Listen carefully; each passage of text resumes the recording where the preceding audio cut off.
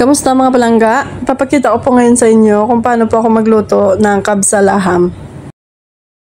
Nilinis ko lang itong karne ng tupa sa asin, lemon at cumin para mawala ang lansa niya.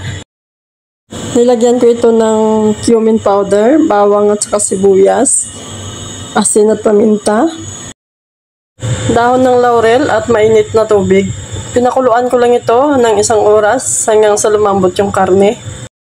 Pagkatapos ay nagisa ako ng bawang, sibuyas at luya.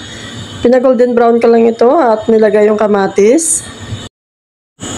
Hiniwalay ko na rin yung karne sa pinaglagaan na sabaw kanina. At sinabang ko din ito sa pagisa.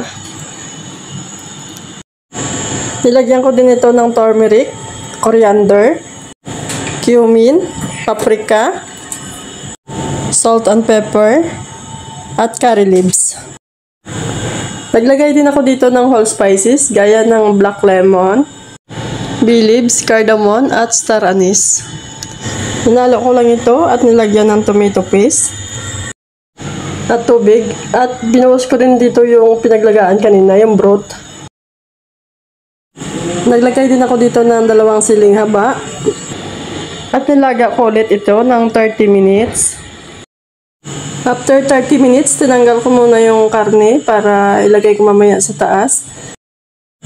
Pwede din naman diretso nyo nalagay yung bigas. Pero minsan kasi pag inain mo na dudurog yung karne. Kaya mas maganda talaga nasa taas yung karne, sa taas ng kanin.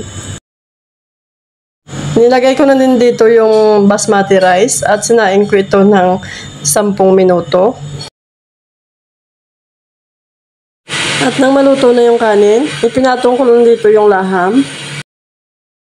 At ready to serve ng aking kabsalaham. Maraming salamat sa panonood mga langga.